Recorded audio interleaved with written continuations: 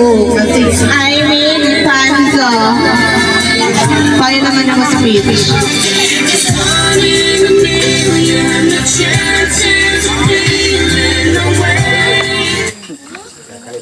Operator siya.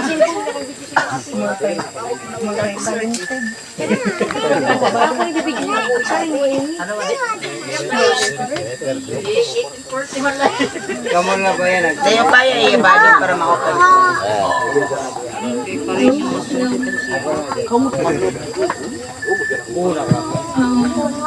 Thank you everyone for coming here, especially those my friends na harayo ora kumati ko na sira para sa ning adlaw.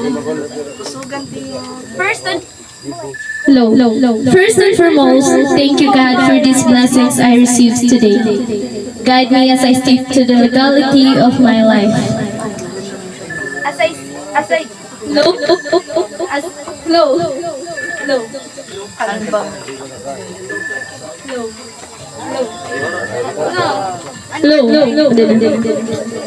As I celebrate my birthday today, I can't believe that this would come this far.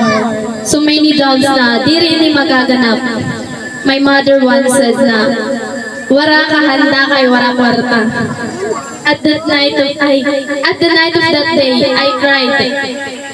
Nagtangis ako rora kay once in a lifetime learning experience ta siya na naka bisan gutay la diri ko maranasan.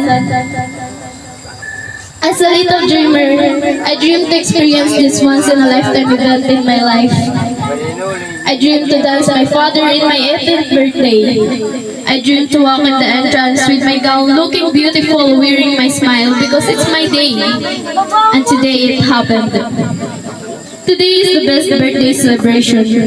Diri ko yung kakalimutan na akong lucky number nga 1111 kay may wish na perma pag bibilin sa 1111. Ito ni perma ako nangyayakal pag naabot akong birthday.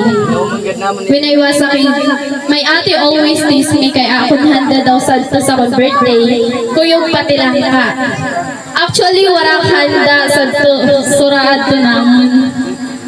My family spent a lot of thousands money. They put a lot of effort para lang maganap ini na adlaw. Thank you kan ate. Bisan oray siya yan na today. I love her so much. Though di rin nagsusumat sa iya sa akong proud, but she's the first person who always support me. She never judged me for what I want. She always says na sige kad kung kaya mo.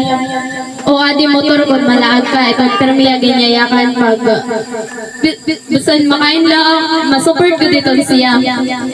She's also the comedian of our family.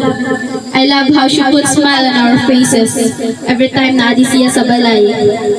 When I asked her, pwede magpa-18 roses? Iyayakan, oo gadi mo itong birthday ko, nanay mo karuyag. I was very happy by her responses. They didn't know that little by little, they following my dream. My mama and papa, they are the most amazing people in my life. Wala kaya na akong wara sira. Di rin maramdaman ako ni Himuon to show my gratitude. But I know someday na ang irang mga pagpukuringan ginhatag sa ako niya ng adlaw saan sa mga following days and sad to pa, masusuklian pera pagpuri sa akon. I love them so much. Nakikita ko yan na si Papa nga nagtatangis dito sa loyo. Sorry. I love my family so much and thank you sa mga umaten. Thank you kan ma'am. May akong second mama pero may ko din siya. Diri ko yung nakakalimutan siya. Kay San Elementary siya ko na nagkuhan na damo budak sa iya na baraan kung panano magkiwasin nga pag mag high school na dapat ko no maghinay kay syempre daraga na good sana to san ako mga friends dida nga haragyo pa thank you kay kumadi kam sining adlaw and thank you to my special someone kay supportive siya. Ura-ura bisan na lang ako kuhan karuyag. Thank you everyone. That's all.